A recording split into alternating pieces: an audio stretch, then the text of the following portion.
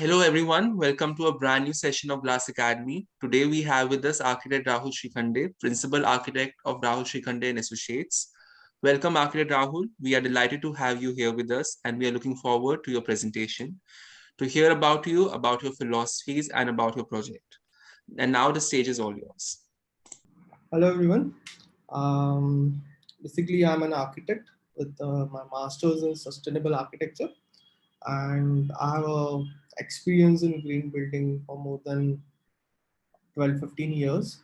Um, Before starting my own practice as an architect and green building consultant, I was totally into sustainability and green building consultancy. I was working with Terry as a research associate, and I've worked on more than 200 to 300 projects, green projects, ranging from 10,000 square feet villa to 400 acres of campuses like IIT Kharagpur, IIT Kashipur, IIT Raipur.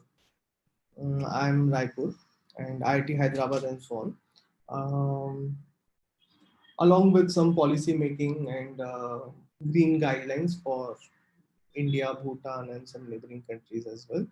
Uh, I was currently working for GRIA as a technical advisory committee for their all upcoming rating systems. So we give all the inputs for GRIA as well for upgrading their rating system as well. Being into sustainability and my background study into architecture, so I was more towards the climate responsive architecture rather than the system based uh, design solutions. System based, if I'm saying, it means the electrical, HVAC, and the plumbing system. So all the energy wala system. I'm not inclined towards those systems, but I'm more into let's. The first stage is the design itself. So where one as an architect, one have to design a building which is climate responsive.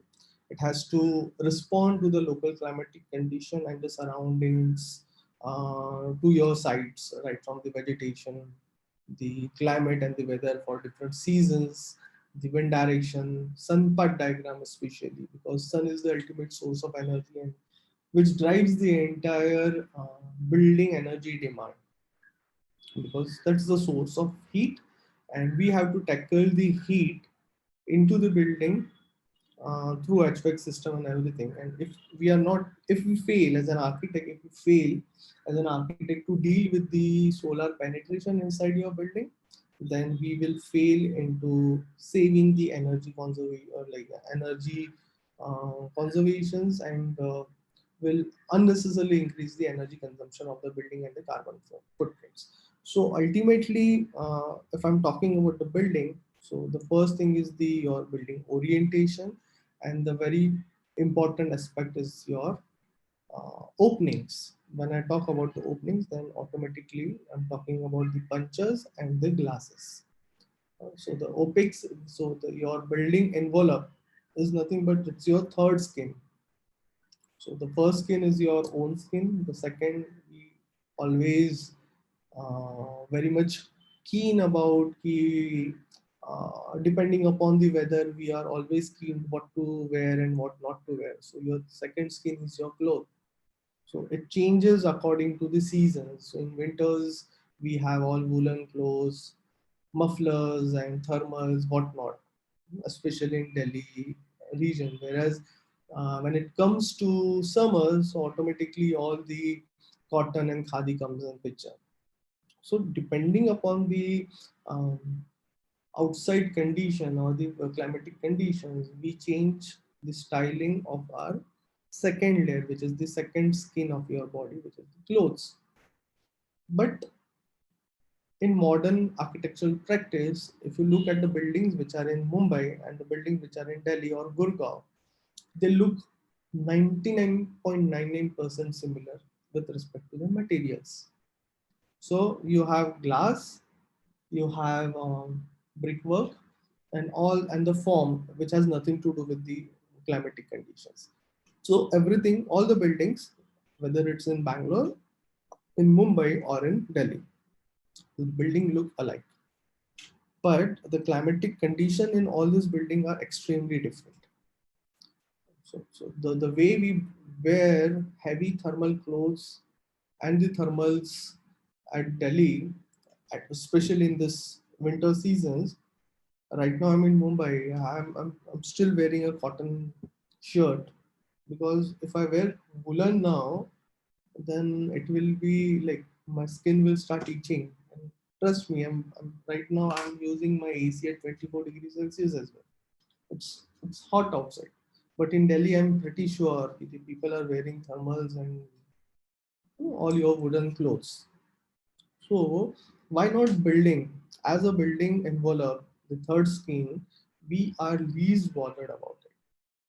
The materials are same, the glass, the brickworks are same, whether it will be C4X or red brick.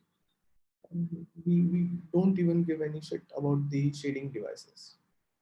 Okay, so today I will be more focusing on the daylighting as well as the thermal comfort inside the building. So visual comfort and the thermal comfort, because ultimately we build our buildings to achieve comfort level for human beings, and if not thermal and visual comfort, then it's of no use. Okay, so let me share my second screen. So this is a very conventional design, and this is what we experience. A glass without any is placed. This glass is placed without any thought, and it's a reception of a office building in Delhi. In morning hours, imagine what is happening. A person sitting here, he won't be able to see anything which will be written on the book because it's too much of glare. The lux level must be more than 1,000 1,500 lux. It's that bright. Okay.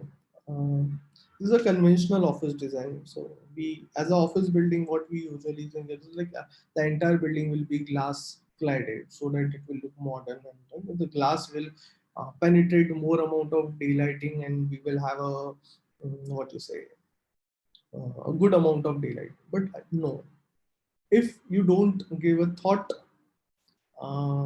regarding the placement of the window, size of the window, the shading device for that window, then ultimately the situation what you are seeing in this picture will happen. The people near to the windows will experience more discomfort because of the glare. They might not able to see the screen because of the glare coming from the backdrop, and ultimately what they will do, they will put on all the shading devices, and they will realize, oh, the lights are now less, so they will put on the artificial light. Okay, so you are not using the natural resource of the daylighting, you are putting up off the screens, sunscreen, and then you are using the artificial lighting, so you're contributing more carbon emissions, right? Because you are using artificial light, and this artificial light also contribute towards the more heat gain inside the building through lighting, and it will add additional load to your air conditioner, right? You're cutting down the glare, but you're adding more heat again. So it's a cycle, and which is in a wrong direction. Okay, so this is a glass building from Gurgaon. If you notice this blacks, these are the only windows where the people who are working there are not putting off the window blinds, but the entire building, each and every room, the person who's sitting next to the window have put on the blinds. It might happen the people who are not put off the is, it might be they are not on the desk or they are on the leave, otherwise वो भी पूरा white होता.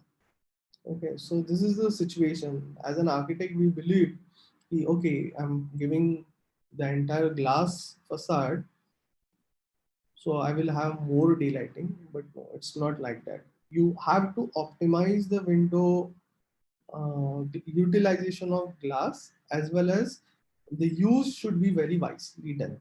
Okay, I have certain solutions for this, and I will share with you all. So the presentation will have certain flow. So we'll talk about the wall to window ratio, the property of glass, the SHGC of the glass, which is very important part, and the daylighting part. Okay.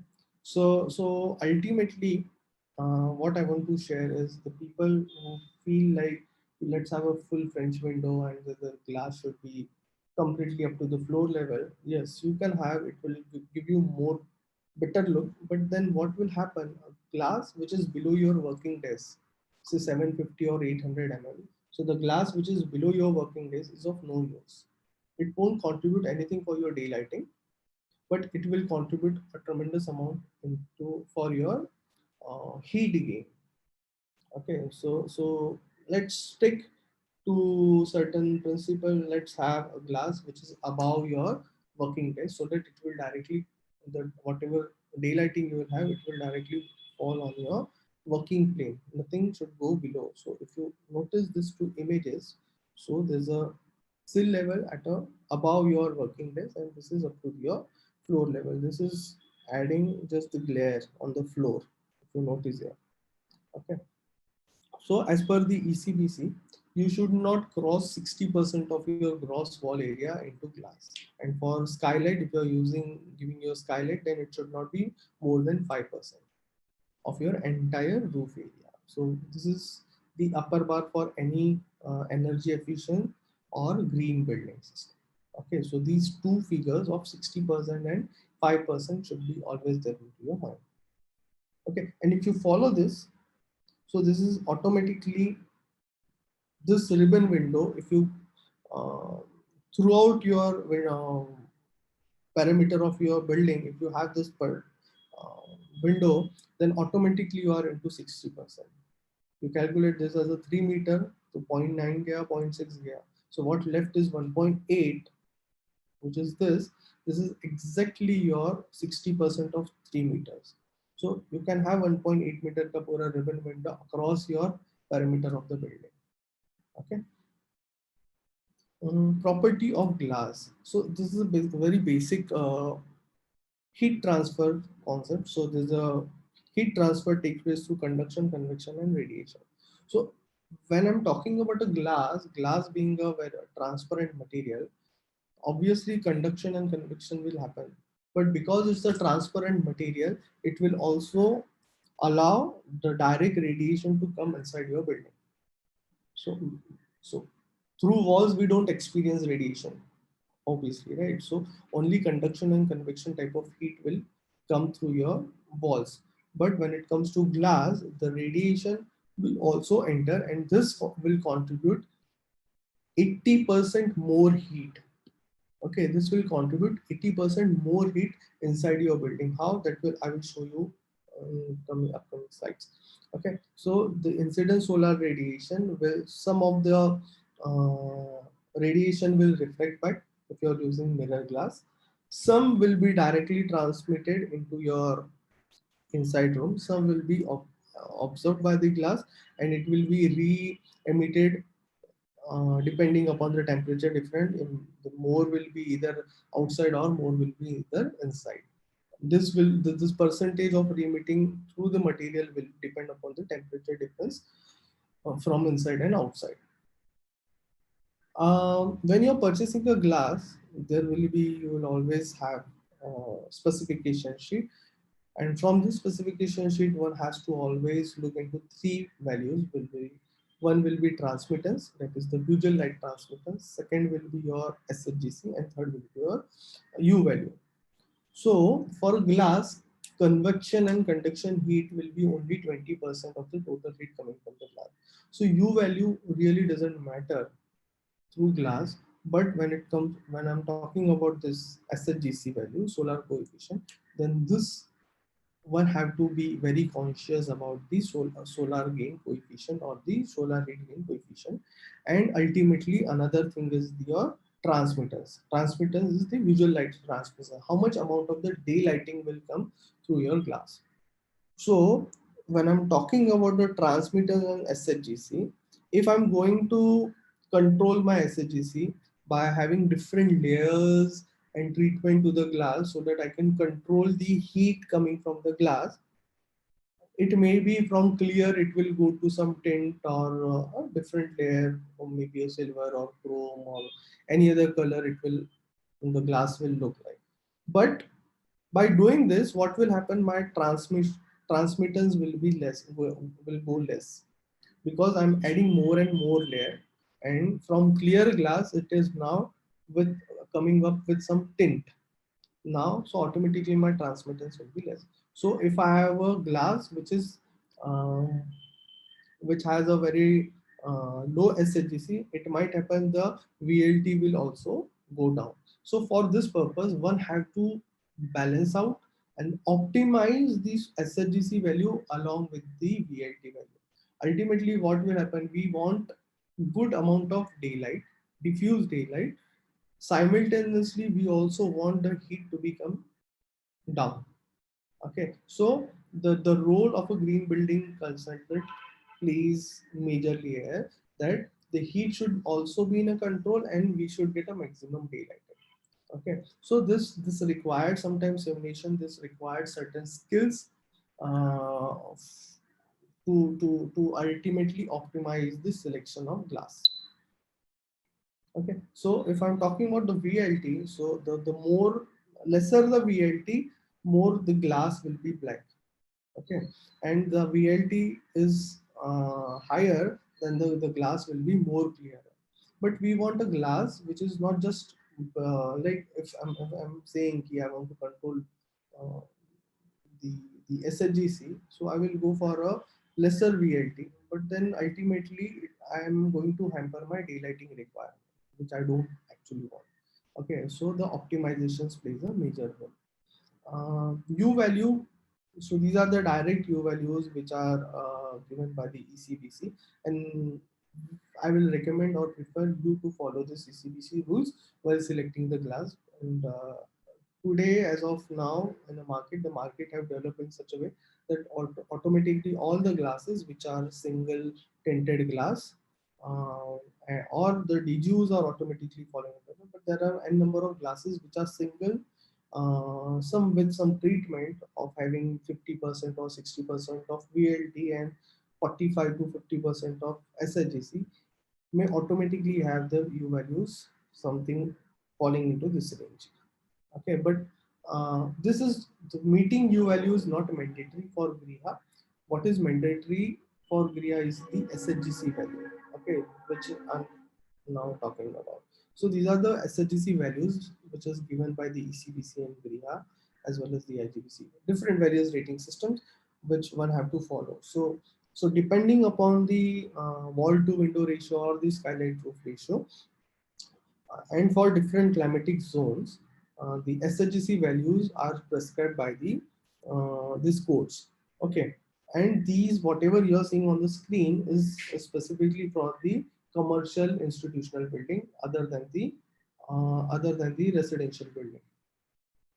For residential building, the SHGC value is 0.4 for all the climatic zones, because the if you notice this SHGC value 0.25 and 0.2, so you won't get this glass into a single glass. So what you require is a DGO glasses for this particular specification. So if you want to have green building, and then if you have to follow this codes which are mandatory for green building, then a residential building for builders, this is not really a cost effective solution. So 0.4 is the value which is given by the revised value which is given by CBC and Korea, so that the green buildings should not be a cost effect like cost guzzler. And 0.4 is given as a value for the benchmark, and these these values you don't have to use directly for the glass. What is recommended is this value should be the effective SHGC of the glass. When I'm talking about the effective SHGC, what does it mean? Effective means effective means what? When I'm going to have shading devices, maybe aluminum perforated, maybe horizontal and vertical chajjas or some doors. So this shading device definitely casts some shadow on my glass. Okay, this shading device will definitely cast some shadow on my glass. So if I'm cutting down the radiations falling on my glass, so there won't be any direct radiation coming inside my room. So automatically my shading devices will help me to cut down the 80% of the heat gain. If I'm doing so, if I'm able to design my shading device properly and I'm cutting down my radiation coming on my glass. So why do I require a glass with a value of 0.25 SADC? I should get a relaxation because I have used good kind of shading device. Maybe by using, see, sun part diagram. I will show you how the sun part diagram can be used. So if I'm having a glass which is completely exposed to radiation, then automatically I have to follow those values which are given in the table. But if I'm providing some shading devices, then not my entire window is not exposed to sun, and it is having some shadows as well. So I should get certain relaxation for those values. So there's a formula called effective SHGC. So effective SHGC is equal to SHGC of glass into some multiplication factor. What does that multiplication factor means? So you have to do certain calculation prescribed by ECBC. So you required a ratio of your window over a chhajja. So chhajja divided by your window height will give you certain projection factor, and this projection factor can be directly used through a table from where you will get the multiplication factor from ECBC book, and by multiplying those that number, with your SHGC of glass, you will get the effective SHGC. So 0.4, say let's say 0.4 is my SHGC of glass and the multiplication factor is 0.6. So if I multiply, then automatically my SHGC of the glass will be somewhere around 0.5 or 0.56. So I'm getting a relaxation from 0.4 to 0.56, say. So I'm saving money. My selection for glass will have wider range of um, glass available in market because my value from lesser to higher side has gone.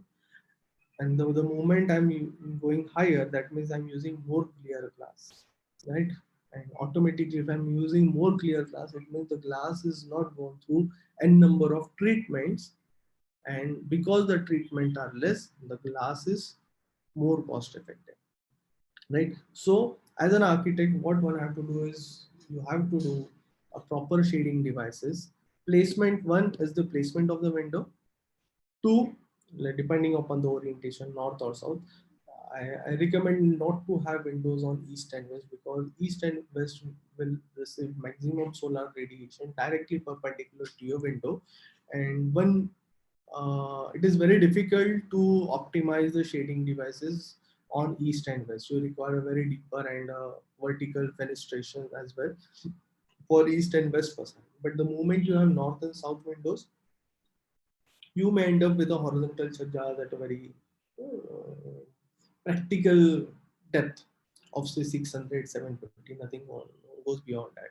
So by using Sunpart diagram, you can actually calculate the, by VSA and HSA, you can actually calculate the sun angles, and you can optimize the shading device. Say we have worked on one project in Amritsar where we have calculated the window chhajjas in such a way that from 1st of March till 31st of say October, all the windows are shaded and it's not receiving any solar radiation. From 1st November to 20th of February, all the radiation from south facade is entering into my window.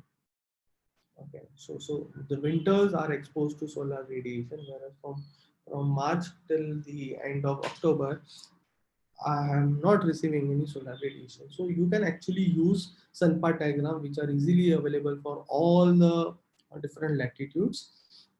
Just pick, optimize your date, for what time you want to design your chhajja, and by doing so, you can actually receive this amazing results. Okay, so these are certain case studies what we have upon. So this is a window which is on south facade without any shading device, and if I calculate the shadow patterns, so noticing that my entire window throughout the year it is exposed to sun, whether it's summer, winter, rainy, everything, all the seasons the window is exposed directly to the sun. But the moment I calculate shading devices, okay, properly for as per the sun part diagram and everything, and I put my shading devices, a horizontal shading device, so automatically my window is shaded for a critical time, which is 10 a.m. to 3 p.m. from April to September. This time period is also prescribed by Griha, and by doing so, I'm exempted from having a glass of zero point 0.4 or 0.25. If I prove this, that my glass windows are shaded for this particular specified time from 10 a.m. to 3 p.m. from 1st April to 30th September, so automatically I'm exempted from SHGC requirement, which is a mandatory requirement, and I can use a single clear glass for my room. So a glass worth of rupees 600, 800 rupees per square meter to 60, 80 rupees per square meter. So this is a huge 60, 80 per square meter. Right?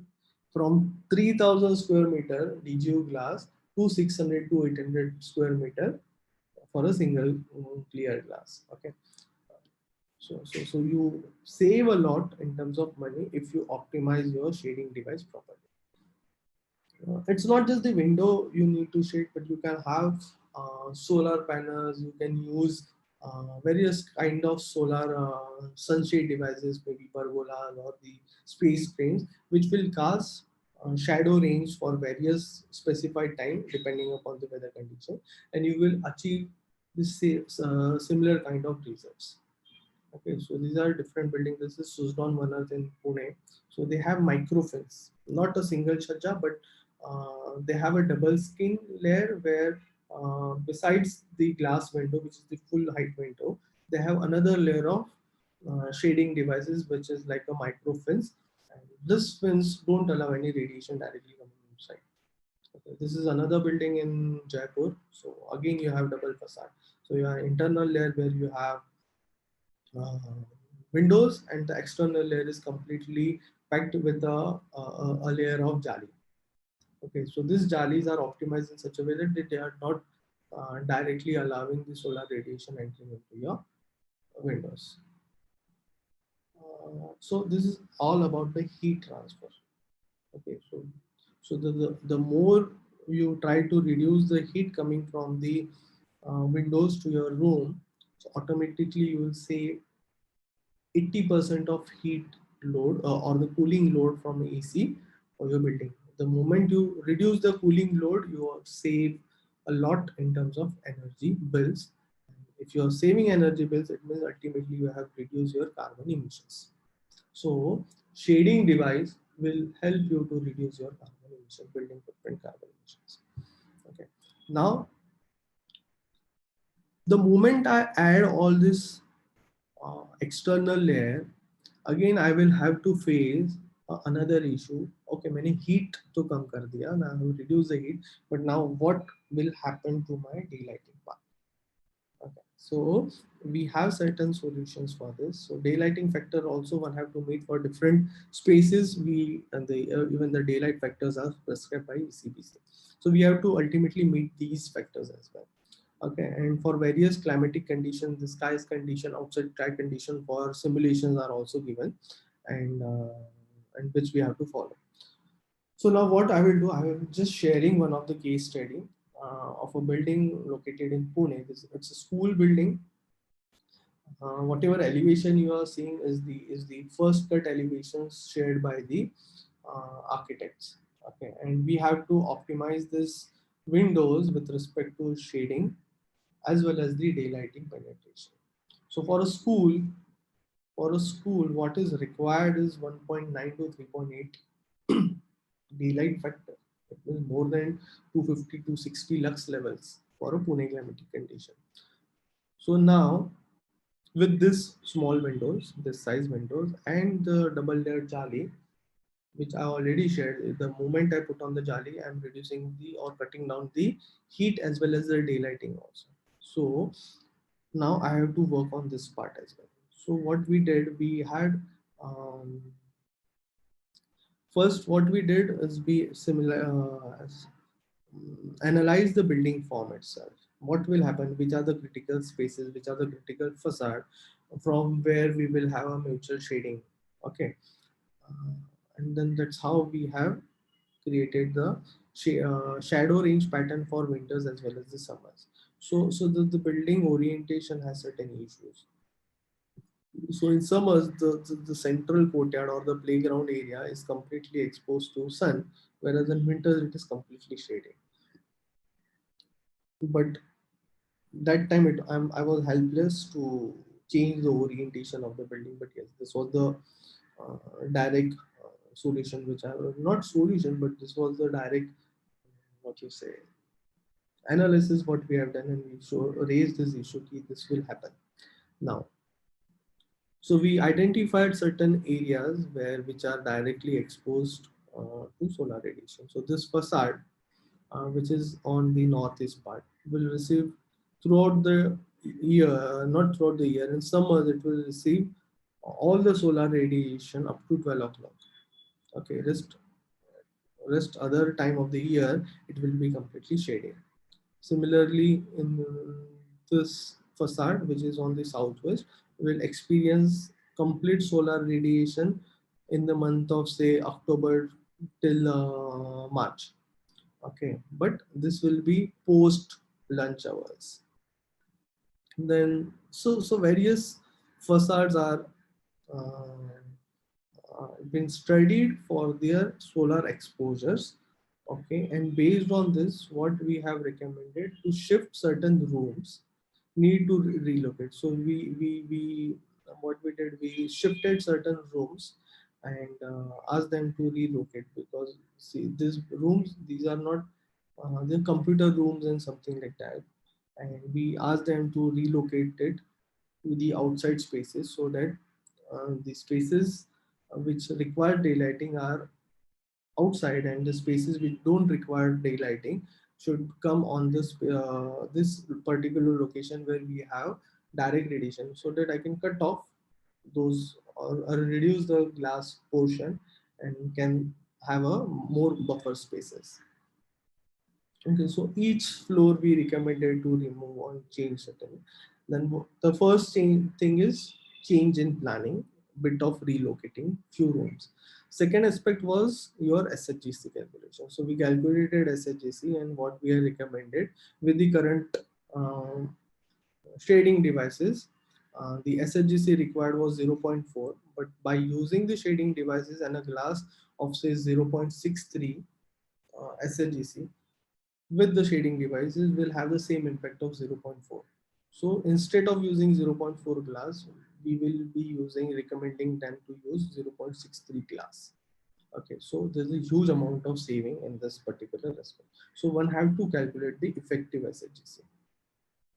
Then comes to the daylighting. So we analyze the rooms with those two tiny windows and typical. So what is, if you notice, just keep this in mind. So if you notice, the only two spots where you will have daylighting which is more than 500 lux level, but the most of the class is having a lux level which is below 50 lux or below 100 lux level, almost 70% of the class. This is the design case. Then the penetration in section also we calculate quickly what will be the uh, pattern of the light coming inside the building in section as well. Then the typical classroom with jali. So there are certain rooms without jali and the certain room with has a jali as well. So the moment I have a jali, my 85% of the room is below 50%. Right? If you see this image and this image. So the moment I introduce Zali, my daylighting has come down. So the average lux level here is 121, whereas the average lux level was 160. Okay. By 40 lux level, I have gone down by using Jali. Okay. Now we recommended certain things. Even the corridors were completely dark, so we recommended to have certain glass. We recommended to have jali, which is more effective. We also recommended to have light shelf, so that even the deeper spaces inside the glass can have a daylighting. Okay, and obviously the ventilation part. So I'm reducing the heat gain through glass and windows, but ventilation, if I don't remove the heat which is being generated inside the room itself because of the highly densely populated class. Even each kid will contribute to heat, right? So we have to remove that heat as well. So what we have recommended is to have a stack ventilation as well to the glass through the corridors and the light shelves. Okay, so that we can have a reflected daylighting on the ceiling, and which will experience we will experience deeper daylighting as well. So what we done, we have created different cases by putting up certain windows, light shelf. So with the current existing window, what we have done, we just introduce a light shelf. So automatically my daylight penetration have increased, and my 50% lux level which was there has gone more towards the 100 lux level. One from 161, I'm having 201 lux level now. Okay. Even the section, if you can notice, this is the light shelf. So my daylighting has been more deeper to the space. Now, light shelf with reflector. So light shelf tha, I just introduce a reflector. So my daylighting has gone here, and then again it is reflected to a much deeper space. Okay, now case two. So in first case, I was having light shelf only above the window. Now I am connecting both the windows with the light shelf as well. So the complete edge to edge, I am having this. So from this edge to this edge, I am introducing a light shelf when I have these two windows. This will be used as a shelf now. Okay, for bookstores and everything, storeroom. Okay, so this is elongated now completely from air to air, and these two areas will be used as a stack. This is used for the store, and these two windows with complete light shelf. Okay, with a reflector as well on the top. Now, if you notice, so automatically my lux levels are of 204. It is much similar to what was there initially, but if you notice, the uniformity of the light has increased. Okay, the uniformity of the light has been increased, and the most of the spaces are into 100 and 150 lux levels now. The case three, elongated light shell window on corridor wall as well. So it's not just the front window I'm having um, light shelf and reflectors, but even for the corridors, remember this window, this image. So I'm having the similar kind of effect, and I'm introducing windows on the internal corridor side as well. So this I'm having light shelf here, and this is my corridor. I'm introducing a light or a strip light on the upper level as well. So if I'm doing the simulation now, to see my entire space, there is hardly any space which is less than 50 lux level. My entire space is more than, it's in between 150 to 100 lux level. My average lux level is somewhere around 228 lux. Okay. Window corridor on stack ventilation. So this is the sections and the drawings for the same.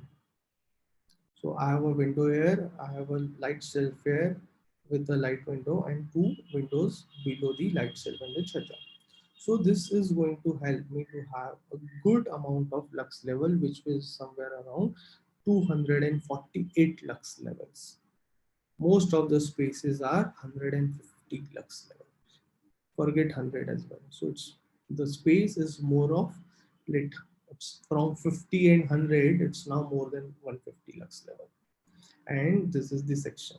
So my entire section as well is having a good amount of lux levels. From this slide, what I'm receiving is 250 lux level from this slide also. So the light is being reflected and bounced back to deeper spaces as well. Okay. So this is how what we have done for Jalia. Also what we repeated the entire situation for all the 5 cases, and here also we are more than 150, and it's in between 200 lux level. Okay. This is the case for with internal window, light shell, and reflectors. So this is more than 250 lux level. What is required? Remember, I was requiring somewhere around 260 lux level. and my average lux level in this particular case is somewhere around 250. So full width window here with jali, stack ventilation on both sides on external wall, and window on corridor wall. The inside wall will also have a corridor and a light skylight with reflector. Yeah, this skylight with reflector. यहाँ से आएगा. So if I'm doing the combination of all, my average lux level has gone up to more than 285 lux level.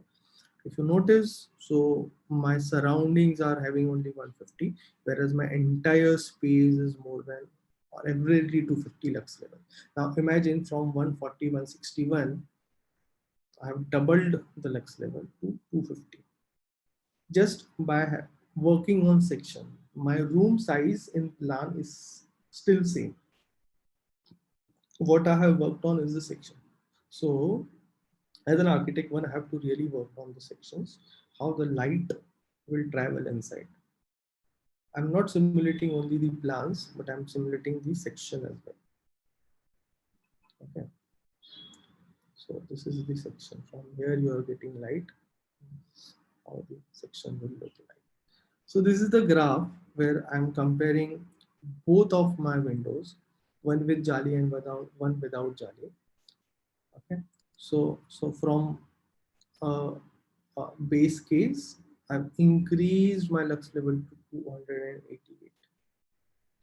Okay, so this is how one can do the simulation, keeping the glass same of 0.60 VLT and the 0.63 as SLGC of the glass, and not work anything on the high performance glass. Without high performance glass as well, if you are a good designer, you can work on the sections and the plans for and the light shell. You introduce more reflective materials into your spaces, automatically you will enhance the daylighting system into your building. Okay, so this is the case where we are able to achieve the 100% of the classroom into a 100% daylit spaces without using any artificial light. We are able to meet 250 to 88 lux level inside the classrooms. So this is ultimately the elevation look like. So the lower floor will have a direct windows with light shelf and the complete sky, light shelf windows with these oranges as a stack ventilation on ground and first floor. On the topmost floor, you have a complete jali work, okay, and you have a skylight here. So my entire elevation from has changed. So this elevation will automatically have a window here. These two spaces will have a stack ventilation. The elevation which is white just on the ground floor will maybe on the top floor it will have just a complete like jali work, and the both ground and first floor will look similar. Right? So this is how one can work on the elevation design with respect to the internal performance for the daylighting as well as the visual comfort and the thermal comfort. So you have added element of stack ventilation, skylights, the jali for better uh, penetration of the daylight and reduces the heat as well. So that's all, Vedant, from my side. Thank you.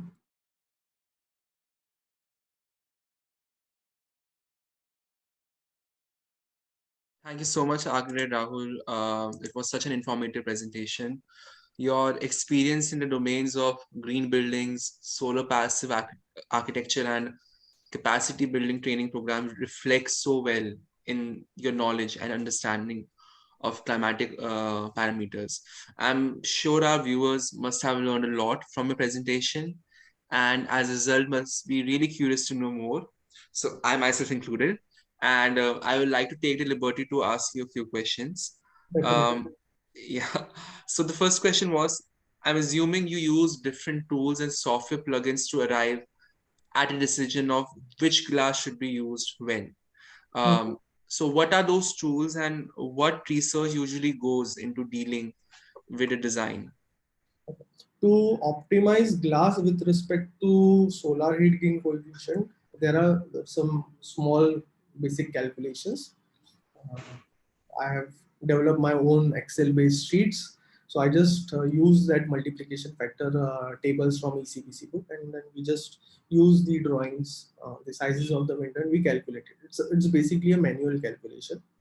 Okay, okay. So like those factors that you were talking about, it changes from place to place. To place orientation of the building as well, latitude wise it's also different. The orientation of the window, north south east west, is also different.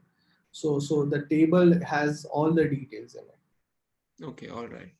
Um, so along with that, if you had to pick one project that you were involved in and which embodies all the principles that you stand for, so what would it be?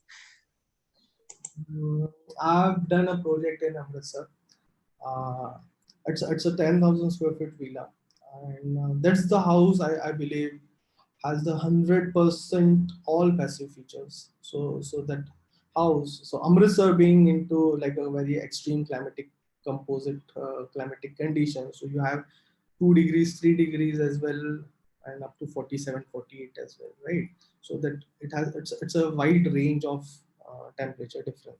So what we did is we studied a lot about the sun path diagram, wind directions, the summer sun and the winter sun, and we have introduced not just the daylighting and everything, but the ventilation was one of my major focus for that project. It's So five trust me, we are o'clock. not using any sort of mechanical system. No fans, no artificial light during daytime, no fans throughout the year, no air conditioning. But we are meeting 24 degrees Celsius throughout the year. We are Oh, using earth tube cooling system. We have installed around 100 meters of pipe, six numbers of 100-meter pipes below the earth, and each pipe is dedicated to one room, and each room is connected with these pipes. So the air which is outside is been forced to go inside by creating negative pressure. We are using turbo fans, and for each room we have stack ventilation and which has a turbo fan. So that creates the negative pressure inside the room, and the room is only connected, has an opening which is through this pipe. So automatically the air is being pulled inside, and it is going below the earth of say around 5 to 6 meters. mm, The earth below the surface is much cooler than the your surrounding temperature, and the air which is going inside has a higher temperature. So you have the heat exchange below the earth, and the cool air has been supplied. And this works vice versa in winters as well. So in winters, the cool air goes inside, and it's been thrown out as a warm air. mm, mm. So the 2 degrees air get heated up to 20 degrees, and the 48 degrees heated air is being cooled up to 24, 25 degrees. Oh, So wow. it's there in use since 2 3 years now. I mean, and those strategies, I feel it really helps in the energy efficiency of a building. And um, we also often see various new kinds of glasses and strategies being adopted now, like the one with switchable transparency being used in projects abroad.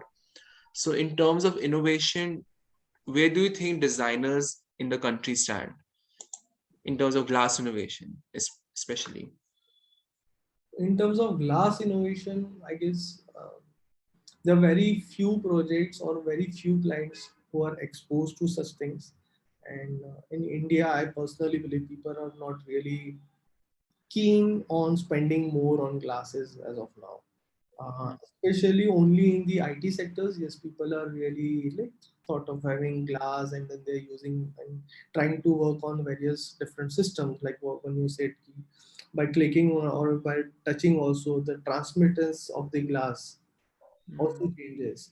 But those glasses, as of now, the technology is new, so the cost is one of the major factor right now. Um, the systems are yes there, but in India, as of now, we are a bit lagging, I feel. I really hope that changes and there's a sense of like awareness people have on what kind of glass needs to be used where. I guess this is the right platform where from where we can just share the various type of technologies which are available in glass as well. Yeah, rightly so. And I hope people who are watching this will take desired information and try to implement it in their life.